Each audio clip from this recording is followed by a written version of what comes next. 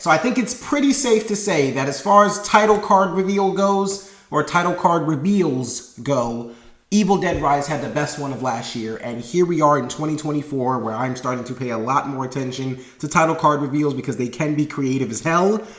And Blink Twice has the best title card reveal of 2024 thus far, and it will probably have the best title card reveal of the year because that thing is freaking spectacular. And beyond that, not only does Blink Twice have the best title card reveal of 2024, but it is one of the most pleasant surprises of the year.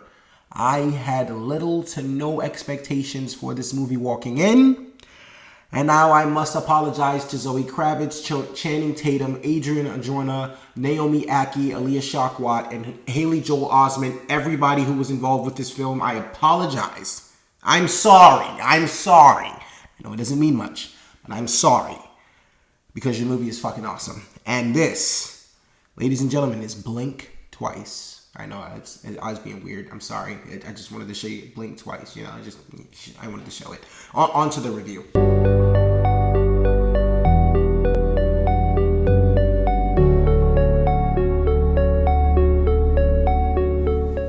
Hey guys, it's your guy in the chair here, and look, this is my review of Blink Twice, starring Channing Tatum, Naomi Ackie, Adrian Arjona, Aaliyah Shawkat, and it was directed by Zoe Kravitz. And our story basically follows two girls who get the opportunity of a lifetime to follow a billionaire playboy, Slater King, played by Channing Tatum, to his private island for an excursion unlike any other. And after a long stay, as long as they could possibly humanly remember, they start to question if they are actually having a good time or not.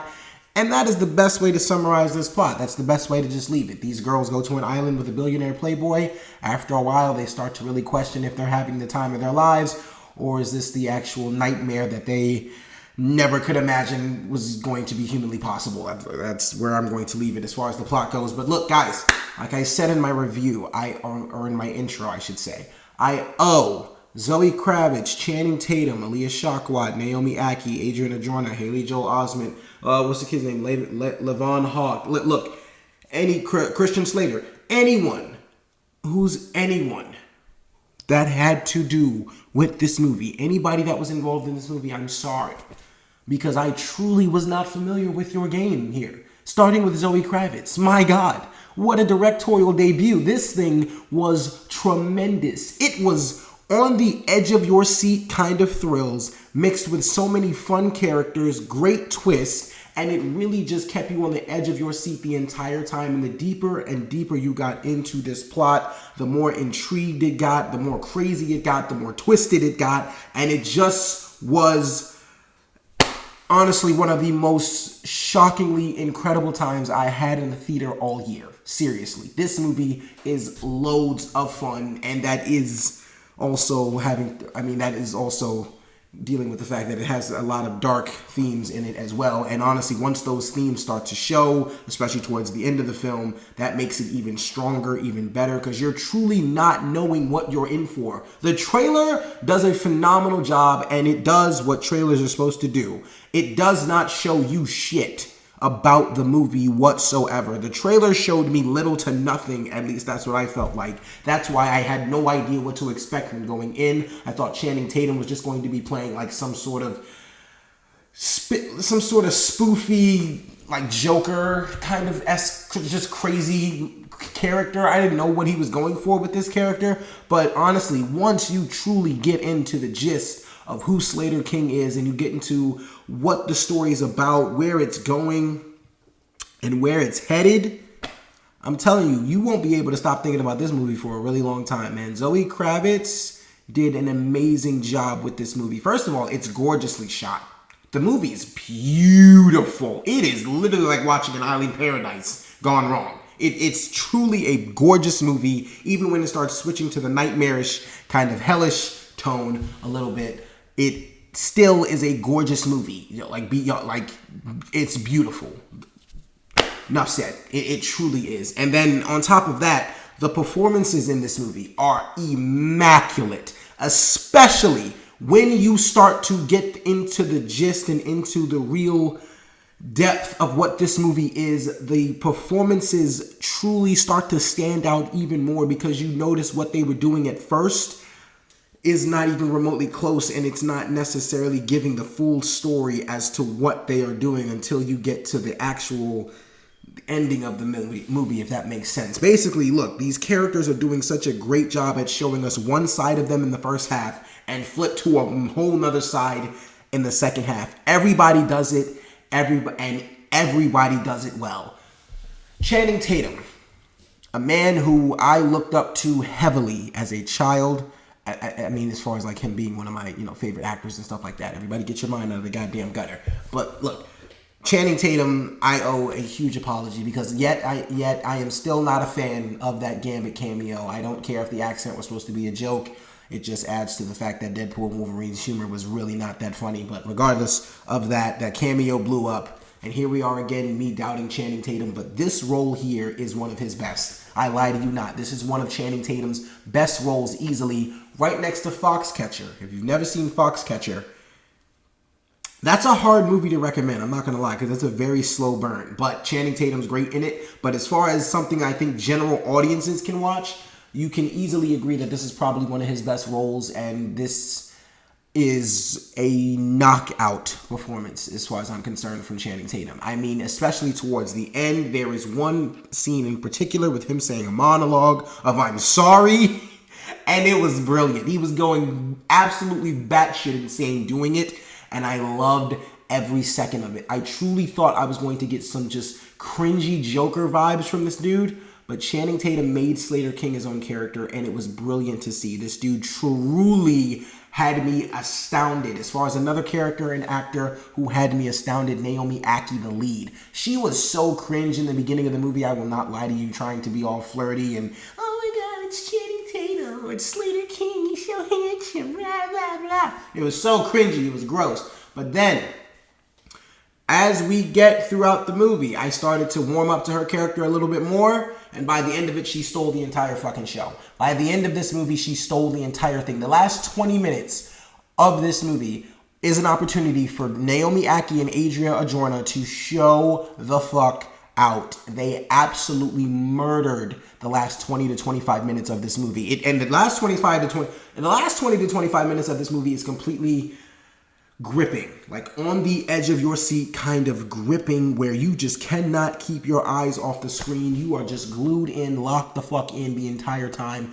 It is tremendous what Naomi Ackie and Adria Arjona did by the end of this film. Aaliyah Shawkat is another woman who, look, if you've ever seen Arrested Development or Search Party, you should know this girl is awesome anytime she is on screen, anytime she is acting. She is just a joy to watch, a complete gem. Everybody else in this movie was a lot of fun too. Like I said, these characters are very well put together. And I will say this about the movie. Yes, it does have tropes and kind of takeaways from Get Out. It has very, very similar tropes from Get Out. But did that ever take me out of the movie? No. Like, did I ever just sit there going, oh my god, they keep taking away from Get Out? No. I felt like this movie, you can easily tell that this movie is heavily inspired by Get Out, but it has its own message, and when it needs to tell its message, it punches you in the goddamn face really hard and lets you know this is our message to tell, this is our story, this is not Get Out. And I loved it. Like I said, this is some of the most fun I've had in the theater all year.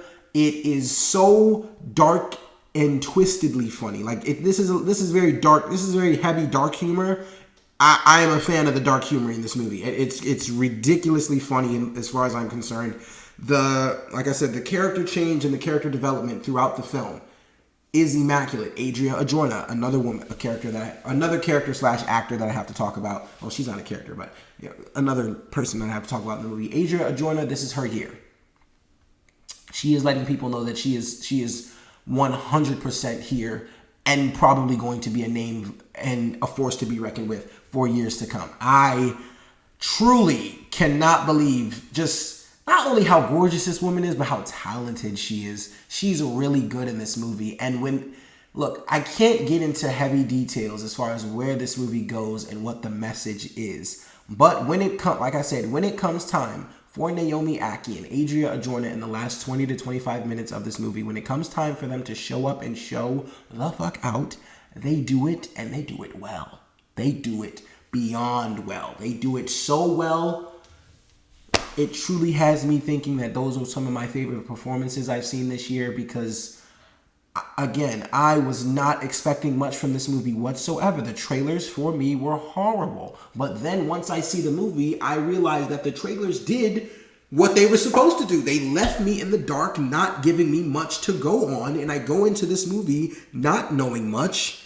And I walk out having the time of my life, surprisingly. Look, man, I'm telling you, go watch Blink Twice. Because not only is it one of the best thrillers, dark comedies of the year, it's one of the most pleasant surprises. It's a damn good directorial debut from Zoe Kravitz. It's a gorgeous looking movie. It's one that truly, I feel like you can get a lot out of if you rewatch it over and over, man. Another thing that I want to point out that this movie actually does really well, in my opinion, in all the mixtures of tones that it has, the kind of romantic getaway thing in the beginning, the fantasy island kind of vibes in the beginning, then it starts to kind of slowly dive deeper into the twisted, maniacal, dark tones of the film, and then it kind of gets kind of silly at times. For all those tones and all those mixtures of emotions and things that they handle in this movie, it never truly feels out of place. It feels like it all fits in this crazy little world that Zoe Kravitz has created here in this film. Nothing ever seems like so out of place. When the silliness happens, it takes me out of the movie. Everything seems like it fits very well, even when they're doing the kind of out-of-the-box kind of stuff in the movie, if that makes sense. It really all just blends in so very well, and I truly, like I said, truly just cannot believe how good this damn movie was. But look, overall, guys, Blink Twice is one of the biggest surprises of 2024 as far as I'm concerned. Channing Tatum rocked it. Zoe Kravitz killed it. Naomi Ackie, I was not familiar with your game. You are a tremendous star. Aaliyah Shawkat, amazing. Adria Arjona, up-and-coming superstar. These actors and actresses in this movie here killed it. The ending itself is worth the price of admission. The last 20 to 25 minutes of this movie alone is worth the price of admission. And look, guys, like I said, if you can, go watch this movie because it's worth it 1,000%. And for all those reasons and so many more, guys, I'm going to give Blink Twice a 4 out of 5 stars. All right, so Blink Twice, have you seen it? What did you think about it? Look, guys, thank you so very much for watching. I really do appreciate it. Be sure to like, share, subscribe. All that good stuff and so much more. Look, this is your guy in the chair. More content coming to you soon.